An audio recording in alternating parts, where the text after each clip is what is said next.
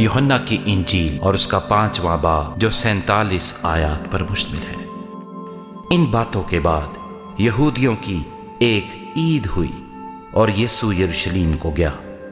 یروشلم میں بھیڑ دروازہ کے پاس ایک حوض ہے جو عبرانی میں بیت حسدہ کہلاتا ہے، اور اس کے 5 برآمدے ہیں۔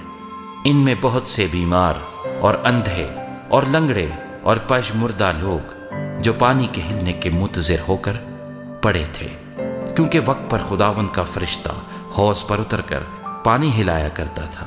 پانی ہلتے ہی جو کوئی پہلے اترتا سو شفا پاتا، اس کی جو کچھ بیماری کیوں نہ ہو۔ وہاں ایک شخص تھا جو 38 برس سے بیماری میں مبتلا تھا۔ اس کو یسوع نے پڑا دیکھا اور یہ جان کر کہ وہ بڑی مدت سے اس حالت میں ہے، اس سے کہا، کیا تو تندرست ہونا چاہتا ہے؟ اس بیمار نے اسے جواب دیا، اے خداوند، میرے پاس کوئی آدمی نہیں کہ جب پانی ہلایا جائے تو مجھے حوض میں اتار دے، بلکہ میرے پہنچتے پہنچتے دوسرا مجھ سے پہلے اتر پڑتا ہے۔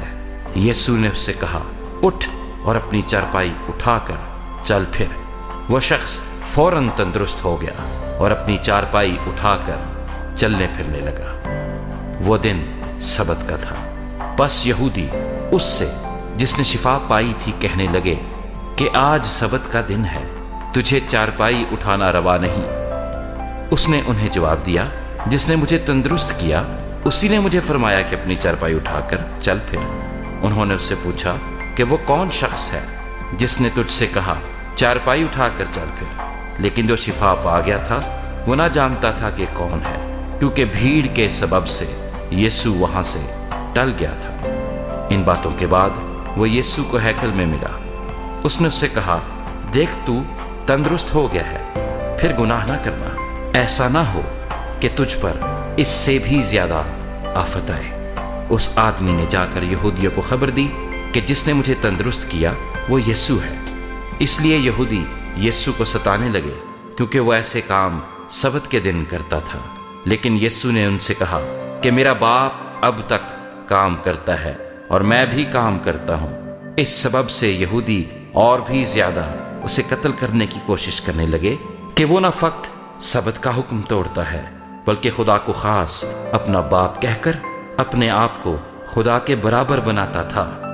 پس یسوع نے ان سے کہا، میں تم سے سچ کہتا ہوں کہ بیٹا آپ سے کچھ نہیں کر سکتا سوا اس کے جو باپ کو کرتے دیکھتا ہے، کیونکہ جن کاموں کو وہ کرتا ہے انہیں بیٹا بھی اسی طرح کرتا ہے، اس لیے کہ باپ بیٹے کو عزیز رکھتا ہے اور جتنے کام خود کرتا ہے اسے دکھاتا ہے، بلکہ ان سے بھی بڑے کام اسے دکھائے گا تاکہ تم تعجب کرو، کیونکہ جس طرح باپ مردوں کو اٹھاتا اور زندہ کرتا ہے اسی طرح بیٹا بھی جنہیں چاہتا ہے زندہ کرتا ہے، کیونکہ باپ کسی کی عدالت بھی نہیں کرتا بلکہ اس نے عدالت کا سارا کام بیٹے کے سپرد کیا ہے، تاکہ سب لوگ بیٹے کی عزت کریں جس طرح باپ کی عزت کرتے ہیں۔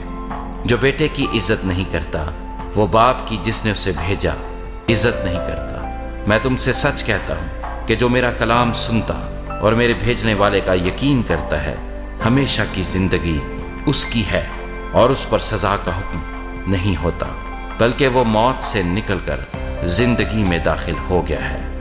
میں تم سے سچ کہتا ہوں کہ وہ وقت آتا ہے، بلکہ ابھی ہے، کہ مردے خدا کے بیٹے کی آواز سنیں گے، اور جو سنیں گے وہ جیئیں گے، کیونکہ جس طرح باپ اپنے آپ میں زندگی رکھتا ہے اسی طرح اس نے بیٹے کو بھی یہ بخشا کہ اپنے آپ میں زندگی رکھے، بلکہ اسے عدالت کرنے کا بھی اختیار بخشا، اس لیے کہ وہ آدم زاد ہے۔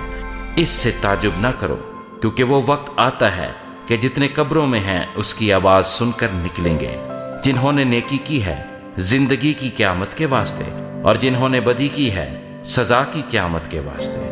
میں اپنے آپ سے کچھ نہیں کر سکتا، جیسا سنتا ہوں عدالت کرتا ہوں، اور میری عدالت راست ہے، کیونکہ میں اپنی مرضی نہیں بلکہ اپنے بھیجنے والے کی مرضی چاہتا ہوں۔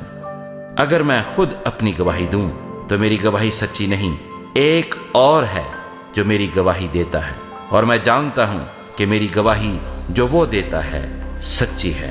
تم نے یوحنا کے پاس پیام بھیجا اور اس نے سچائی کی گواہی دی ہے، لیکن میں اپنی نسبت انسان کی گواہی منظور نہیں کرتا، تو بھی میں یہ باتیں اس لیے کہتا ہوں کہ تم نجات پاؤ۔ وہ جلتا اور چمکتا ہوا چراغ تھا اور تم کو کچھ عرصے تک اس کی روشنی میں خوش رہنا منظور ہوا، لیکن میرے پاس جو گواہی ہے وہ یوحنا کی گواہی سے بڑی ہے، کیونکہ جو کام باپ نے مجھے پورے کرنے کو دیے، یعنی یہی کام جو میں کرتا ہوں، وہ میرے گواہ ہیں کہ باپ نے مجھے بھیجا ہے، اور باپ جس نے مجھے بھیجا ہے اسی نے میری گواہی دی ہے۔ تم نے نہ کبھی اس کی آواز سنی ہے اور نہ اس کی صورت دیکھی، اور اس کے کلام کو اپنے دلوں میں قائم نہیں رکھتے، کیونکہ جسے اس نے بھیجا ہے اس کا یقین نہیں کرتے۔ تم کتاب مقدس میں ڈھونڈتے ہو کیونکہ سمجھتے ہو کہ اس میں ہمیشہ کی زندگی ملتی ہے، اور یہ وہ ہے جو میری گواہی دیتی ہے۔ پھر بھی تم زندگی پانے کے لیے میرے پاس آنا نہیں چاہتے۔ میں آدمیوں سے عزت نہیں چاہتا، لیکن میں تم کو جانتا ہوں کہ تم میں خدا کی محبت نہیں۔ میں اپنے باپ کے نام سے آیا اور تم مجھے قبول نہیں کرتے۔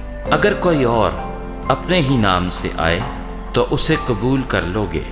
تم جو ایک دوسرے سے عزت چاہتے ہو اور وہ عزت جو خدائے واحد کی طرف سے ہوتی ہے نہیں چاہتے، کیوں کر ایمان لا سکتے ہو؟ یہ نہ سمجھو کہ میں باپ سے تمہاری شکایت کروں گا۔ تمہاری شکایت کرنے والا تو ہے، یعنی موسیٰ جس پر تم نے امید لگا رکھی ہے، کیونکہ اگر تم موسیٰ کا یقین کرتے تو میرا بھی یقین کرتے، اس لیے کہ اس نے میرے حق میں لکھا ہے۔ لیکن جب تم اس کے نوشتوں کا یقین نہیں کرتے تو میری باتوں کا کیوں کر یقین کرو گے؟